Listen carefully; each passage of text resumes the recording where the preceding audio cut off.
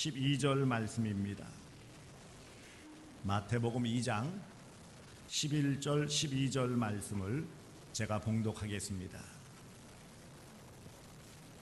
집에 들어가 아기와 그의 어머니 마리아가 함께 있는 것을 보고 엎드려 아기께 경배하고 보배 합을 열어 황금과 유향과 몰약을 예물로 드리니라.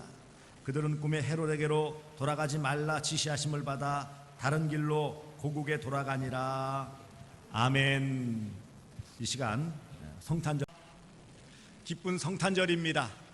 성탄하신 예수님을 통한 구원의 기쁨이, 감격이 여러분 삶에 늘 넘치시기를 축복합니다. 여러분이 지금까지 살아오시면서 받은 선물 중에 제일 기억에 남는 선물, 아마도 비싼 거겠죠. 어떤 것이 생각이 퍼뜩 떠오릅니까? 선물이라는 것이 너무 과해도 문제예요. 요즘 김영란법 해가지고 주고받는 거, 이게 지나치면 선물이 아니고 뇌물이 되기 때문에 좋은 뜻에서 했던 것도 문제가 되어져요. 학교에서 천지도 거의 다 사라졌다고 그러는데, 처음에는 아이를 맡겼으니 고마운 마음에서 정말 마음을 담아 드렸는데 이게 자칫 변질되어지니까 좋은 뜻에서의 천지마저도 문제가 생기게 되었어요. 그런데 오늘 본문 보시면 갓난 아기에게 선물을 드렸는데 그 선물이 어마어마한 선물입니다. 황금과 유향과 몰약 3가지를 드렸다고 하는데, 물론 정확한 양은 알 수가 없지만 적어도 선물로 드릴 정도라는 것은 대단하지 않겠어요? 찔끔 드리고서 선물, 왜냐하면 여기에 담긴 보배합이라는 단어가 나오는데, 보배합이라는 의미는 상자예요. 원래의 단어의 의미는 창고, 그런 뜻이에요. 보물 창고, 적은 양이 아니라는 것을 표시하기 위해서 보배합이라는 단어를 쓴 것을 볼 때 상당한 양, 적어도 외국 사신들이 그 나라를 방문했을 때 왕에게 드릴 정도의 양, 상당한 양이라는 것은 알 수 있어요. 그러기에 보배합을 열어 그렇게 표현한 것을 볼 때, 그리고 아무리 봐도 말씀드린 것처럼 물론 유대인의 왕 메시아라고 생각해서 왔다고 하지만 엄청난 선물인 것은 사실이에요. 황금, 금이라는 것은 옛날이나 지금이나 다 굉장히 가치 있는 것입니다. 불변하는 것이고 희소성이 있기 때문에 가치가 있는 거예요. 소위 돈을 대신할 수 있는 것입니다. 그만큼 모든 물질의 대명사가 바로 금이에요. 금.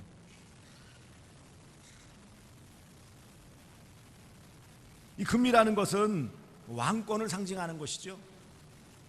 유향을 드렸다고 그랬어요. 유향은 동아프리카나 아라비아 등지에서 나는 그런 나무에서 추출한 향료, 향수예요. 향수. 근데 대단히 적은 양이기 때문에 가치가 있는 것이고, 고대에는 제의용, 곧 제사, 신께 드리는 제사용으로만 썼을 만큼 아주 귀하고 가치가 있는 것이었습니다. 몰약 또한 마찬가지로 동아프리카나 아라비아 등지에서 나는 자생하는 나무에서 추출하는 것인데, 이거는 유향과는 달리 더 약간 쓴 맛이 있고 또 톡 쏘는 냄새를 가진데, 특별히 이것은 시신, 시체를 썩지 않게 하는 방부용으로 쓰는, 그래서 왕이나 귀족 등 부자 등의 시신의 방부용으로 쓰는 것이 바로 몰약입니다. 한마디로 말하면 비싼 거예요. 이렇게 저렇게 설명해봐야 의미가 없고, 어찌 보면 정말 대단히 희소 가치가 있는 것이고 비싼 것이에요. 어찌 보면 과해 보이는 선물인데, 아니 왜 갓난 아이에게, 그것도 가보니 왕궁도 아니고, 아니 예루살렘 왕궁이었다면 왕의 탄생 그러며 선뜻 드릴만 하지만, 찾아가 보니 작은 마을 베들레헴, 또 거기서 찾아가 보니 사람들이 일반적으로 살지 않는 여관, 거기도 못 들어가서 마구간, 그리고 가축이 먹는 먹이통에 누여져 있는 보잘것없는 초라한, 자기 집에서도 낳지 못하여 먼 곳에 타지에 와서 초라한 모습으로 앉아있는 요셉과 마리아, 그리고 말 구유에 누워 있는 아기 예수께 드리는 선물치고는 굉장한 선물입니다. 아니, 그런데 왜 이런 선물을 드렸을까요? 선물이라는 것은요, 주고받는 그 의미가 있어야 되는 거예요. 또 어느 정도 관계가 있어야 되는 거예요. 관계가 없는데 주면은요, 그것은 어떤 것이죠? 내가 이만큼 주니 뭔가 반대급부를 달라라는 뇌물밖에 안 되는 것입니다. 그런데 동방박사들이 무슨 아기 예수 또 부모인 마리아 요셉에게 뭘 바라고 드리는 게 아니잖아요. 왜 이런 귀하고 값진 보물을 아기 예수께 드렸을까요? 정말 귀한 선물입니다.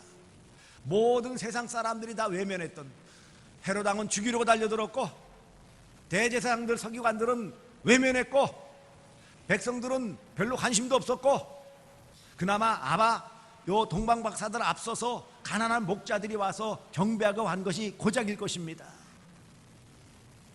세상에 아무도 알아주지 않는, 눈여겨보지 않는 가난한 목수의 가정에 태어난 한 아기에게 왜 이런 귀한 선물을 드렸을까요? 왜 이것이 의미가 있고 가치가 있을까요? 말씀드린 것처럼 동방박사들이 황금과 유향과 몰약을 드린 것은 왕께 바치는 예물이에요. 그 당시에 사절단들이 다른 나라 찾아갔을 때 일반적으로 지참하는 그런 귀한 것들이 바로 황금, 유향, 몰약입니다. 더 중요한 것은 무엇입니까? 물론 선물도 중요합니다. 황금, 유향, 몰약이라는 아주 가치가 있는 희귀한 비싼 예물을, 선물을 드린 것도 아주 중요하지만 그보다 압수한 것이 무엇입니까? 그것은 경배입니다. 11절 중반절에 보시면 엎드려 아기께 경배하고 보배압을 열어 황금, 유향, 몰약을 예물로 드리니라. 황금, 유향, 몰약을 예물로 드리기에 앞서는 것이 무엇이에요? 경배예요. 경배. 경배는 예배라는 단어와 일치되는 단어예요. 선물에 앞서 경배, 곧 경배의 마음이 없다면 사실 아무리 비싼 황금, 유향, 몰약이라도 가치가 없어요. 의미가 없어요. 동방박사들의 이 예물, 이 선물이 진정한 가치가 있고 의미가 있다는 것은 진정한 마음을 담아 먼저 왕으로 이 땅에 오신 구세주로서 경배 곧 예배하고 드린 예물이기에 의미가 있고 가치가 있는 것입니다. 하나님께서는 예수 그리스도를 이 땅에 선물로 보내주셨습니다. 저와 여러분을 구원하시기 위해 이 땅에 하나님께서 인간의 몸을 입고 이 땅에 오신 것이 성육신 곧 성탄이요, 그날을 기념하는 날이 바로 오늘 성탄절입니다. 하나님이 친히 인간의 몸을 입고 이 땅에 오신 거예요.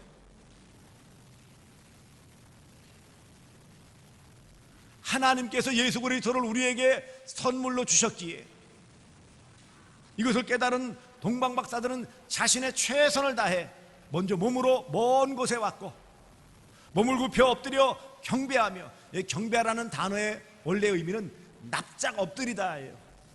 그냥 우리 정도의 3배 정도 무릎 꿇고 하는 정도가 아니라 배가 바닥에 딱 닿는, 완전히 납작 엎드리는 거예요.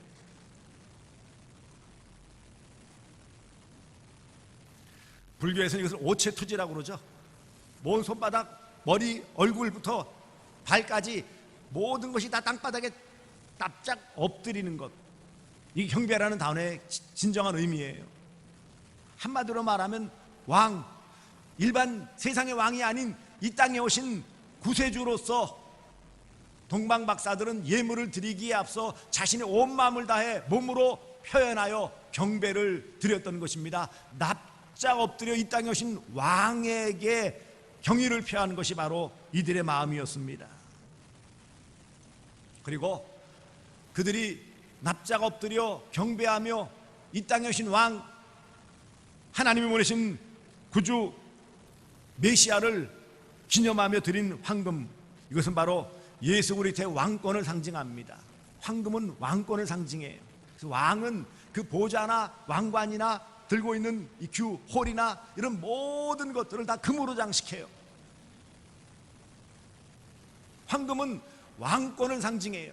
왕의 그 부귀를 상징하는 거예요. 바로 황금을 드린 것은 물론 이 동방 박사들이 그것을 다 의도하고 하는 것은 아니지만 자신들로서는 최선을 다해, 또한 왕으로 오신다고 하기에 최선을 다해 준비했지만, 이것은 더 한 걸음 나아가 이 땅에 오신 진정한 왕이신 만왕의 왕 예수 그리스도를 환영하며 감사하는 예물로 드린, 예수 그리스도의 왕 되심을 지리는 선물로 드린 것입니다. 유향은 바로 신께 드리는 제2 영이라고 했어요. 함부로 일반 사람들이 쓰는 것이 아닙니다. 성경의 구약의 레위기나 보시면 이 유향을 하나님께 드리는 것을 볼 수 있어요. 이것은 바로 하나님께만 드리는 그것이기에 곧 예수 그리스도의 신성 하나님 되심을 드러내는 거예요. 구약 제사에서 유향으로 하나님께 제물을 드렸던 것처럼 이 땅에 오신 하나님 되심을 드러내는 그 선물이 바로 유향입니다. 예수 그리스도의 하나님 되심, 하나님이 이 땅에 육신을 입고 오셨다라는 것을 증거하는 것이 바로 유향을 드린 것입니다. 모략은 말씀드린 것처럼 시신 방부제로 쓰는 귀한 물품입니다. 이것은 바로 예수 그리스도의 고난과 죽음을 상징합니다. 예수 그리스도께서 이 땅에 오셔서 죄인들을 구원하시기 위해 화목제물이 되시고 십자가 달려 죽으시는 그 십자가의 죽으심을 상징하는 것이 바로 몰약이에요. 이처럼 예수 그리스도는 하나님의 선물로 이 땅에 오셔서 만백성을 구원하시기 위한 선물로서 이 땅에 아기로서 오셔서 이 땅의 구원을 선물로 주시는 진정한 선물이십니다. 우리는 지금 많이 약화되었어요. 혹시 어제 온라이트한, 오늘까지 온라이트한 우리 중고등부에서는 선물 교환을 했는지 모르겠네. 선물 교환 했어요? 했대요. 저희들도 중고등부 시절, 청년 시절, 청년대학교 시절에 했어요. 그러면 정하죠. 그 당시에는 2,000원, 한 3, 40년 전 이렇게 되니까는 이번에 선물은 2,000원 한도 내에서 준비해라 각자. 그래가지고 이제 집어넣고 돌리다가 걸리면 자기 거 아니고, 그러면 그거 가지고 누가 썼는지 안에 편지 보고 좋다고 그러고, 혹시 남학생인데 여학생 선물 받으면 입이 찢어지죠 그냥. 그런데 세월이 흘러가면서 요즘은 청년들은 온라이트 했어요? 집에서 이불 뒤집어 쓰고 온라이트 했답니다. 요즘은 그런 게 별로 없어요. 그리고 온라이트하고 새벽에 눈 비비고 그러면 목회자 장로님들 앞세우고서 집집마다 이제 새벽송을 돌지요. 가서 고래고래 소리 질러도 이웃 사람들 그렇게 싫어하지 않았어요. 그리고 그 집안에 있는 성도는 준비했던 선물이든지 이런 것들을 자루에다 담아주면 그거 들고 다 돌고 와서 그것을 나누고 또 떡국 끓여 먹고 한 바퀴 돌면 선물이 그득했어요. 먹을 것들 그 당시에 귀하니까 과자, 사탕, 초콜릿, 귤 이런 것들 담아주시면은 그것을 지고 교회 와서 함께 나눠 먹고 새벽 기도회 때는 다 졸고. 그래도 그때 너무 좋았었어요. 지금은 선물 개념이 없어졌어요. 성탄절 선물 받으신 분, 아직도 서구에서는 그래도 성탄절 선물에 그런 개념들이 남아 있어가지고 성탄절 선물을 가족끼리 친한 친지들끼리는 나눈다고 그래요. 비싼 것이 아니고 꼭 필요한 것.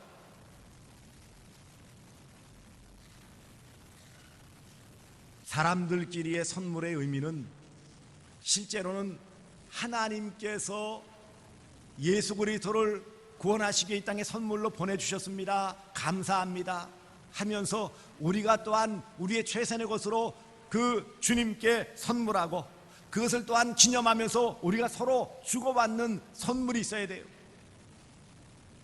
그런데 오늘날 우리가 세월이 흘러가면서 신앙적으로 많이 약화되어지면서 절기적인 이런 면에서 너무 무덤덤해지면서 그저 조금의 장식과 절기 예배로서 그저 지나가는 이런 모습은 너무 안타까운 것입니다.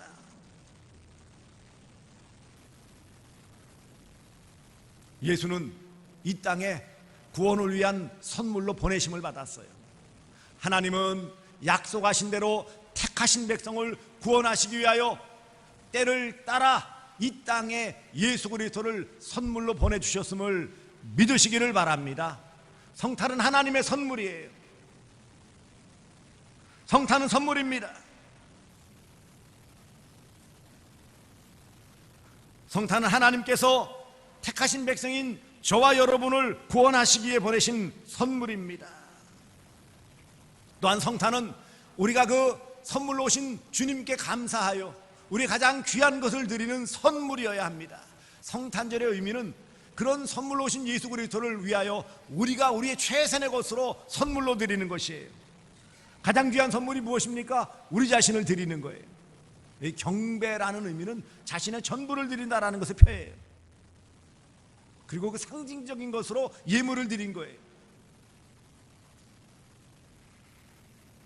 하나님은 예수를 선물로 주셨어요.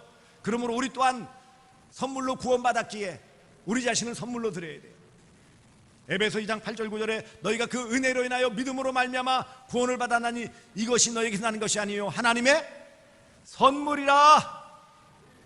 구원이 선물이에요. 그 구원은 예수로 말미암는 거예요. 예수가 이 땅에 선물로 오셔서 구원을 우리에게 선물로 주셨으므로 구원받은 우리는 우리의 삶을, 우리의 물질을, 우리의 재능을, 우리의 시간을, 우리의 전부를 선물로 주님께 드려야 그것이 마땅한 성탄을 맞이하는 우리의 자세입니다. 성탄은 선물이에요. 그러므로 사랑하는 성도들이요, 성탄하신 예수를 선물로 받은 모든 성도는 그 모든 삶이 하나님께 드리는 선물의 삶이에요. 우리 자신을 주님께 드려야 합니다. 시간을 드리고 물질을 드리고 재능을 드리고 우리의 모든 은사를 드리고 우리의 모든 것을 다 드려 하나님께 드림이 마땅한 것입니다. 그 삶에 하나님은 복된 것으로 함께 하시고 채워주시고 은혜 베풀어 주시는 줄 믿습니다. 동방박사들의 삶이 그 뒤에 어떻게 되었는지 나타나 있진 않아요. 하지만 분명한 사실은 저들은 이 땅에 오신 메시아 그 아기 예수께 자신의 최선을 다해 먼 길을 찾아가서 목숨 걸고 찾아가서 그 보잘것없는 부에 누인 아기에게 자신의 최선의 몸짓으로 경배하고 자신이 준비할 수 있는 최선의 예물을 선물로 드렸다라는 것은 평생 잊지 않을 거예요. 평생 잊지 않을 거예요. 바로 그 뒤에 하나님께서는 저들의 생명을 보호해 주시는 것을 볼 수 있어요. 꿈에 헤로데게로 돌아가지 말라 지시하신 바다 다른 길로 고국에 돌아가니라. 안전하게 고국에 돌아가는 복을 받았고요, 아마도 저희들 삶에 늘 그 기쁨 가운데 평생을 살아갔을 것입니다. 하나님의 특별하신 은혜가 넘쳤을 거예요. 선물을 받은 자, 예수를 선물을 받은 자는 행복한 인생이에요. 또한 그 예수를 선물로 받은 자는 우리 자신을 선물로 하나님께 드림을 통해 더 큰 행복을 누리는 것입니다.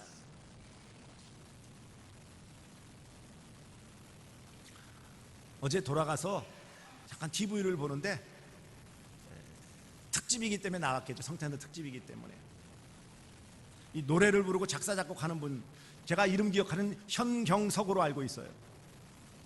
부인 결혼을 했는데 뭐 1m 50도 안 되고 몸무게 30몇 킬로밖에 안 되는, 거기 크론병, 베체트병, 강직성 척추염을 앓고 있는, 근데 병원에 괴로워하고 정상적인 삶이 참 힘든 그런 부부인데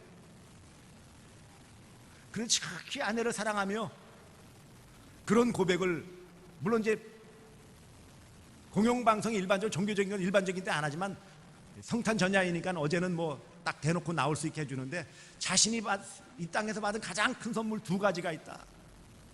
하나는 하나님을 알고 하나님을 믿은 선물, 예수 그리스도를 통해서 구원받은 이 선물을 가장 귀하게 여기고, 두 번째는 자신의 아내를 허락해 주신 선물, 그 아내가 선물이다. 그 제목이 당신이 선물입니다. 제가 기억하기는 그래요. 아내를 향해 당신이 선물입니다. 성탄하신 예수 그리스도가 하나님께서 우리에게 보낸 선물이라면 그 선물 받아 구원받은 우리는 구원의 감사와 감격 가운데 우리의 모든 것을 드려 선물로 드리는 것은 마땅한 것입니다. 그 삶이 복된 삶이요, 그 삶이 감사의 삶이요, 그 삶이 은혜의 삶입니다. 왜요? 구원받았기에. 성탄을 선물로 받았다면 이미 구원받은 거예요. 구원받아서 나머지는 다 괜찮아요. 물질이 부족해도 괜찮아요. 동방박사들처럼 황금유약 몰약을 못 드려도 괜찮아요. 건강치 못해도 그래도 감사하더라고요. 건강하지 못한데 고통스럽게 약물 주사를 받는데 몸부림치면서 괴로워하는데도 그래도 많이 못 배울 수도 있고요. 다른 사람들이 볼 때 그렇게 크게 인정받지 못할 수도 있을 수 있어요. 하지만 성탄은 선물로 받아 예수가 나의 구주이심을 믿고 우리의 삶을 들여 우리 자신이 하나님께 드려지는 선물로서 이 땅에서의 삶에 최선을 다한다면 그것으로 하나님은 기뻐하시고 우리의 삶을 받아주실 줄 믿습니다. 성탄은 선물입니다. 그러면 우리 또한 우리의 삶을 통해 하나님께 선물로 드리는 그런 복된 삶을 살아가시기를 주 예수 그리스도의 이름으로 축복합니다. 다 함께 찬송가 115장 찬송하시겠습니다.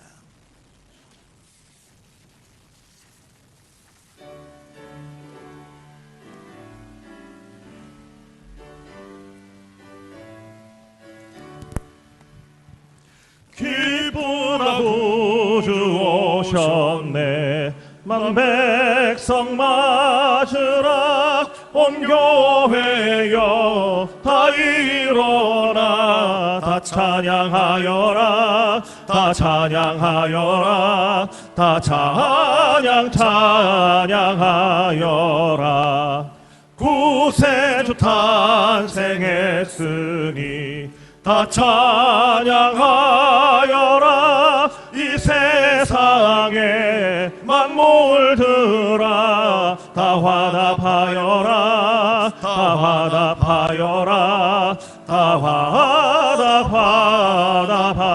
화답하여라. 온 세상 죄를 사하려 주 예수 오셨네. 죄와 슬픔 몰아내고 다 구원하시네. 다 구원하시네. 다 구원하시네. 은혜와 진리 되신 주 다 주관하시니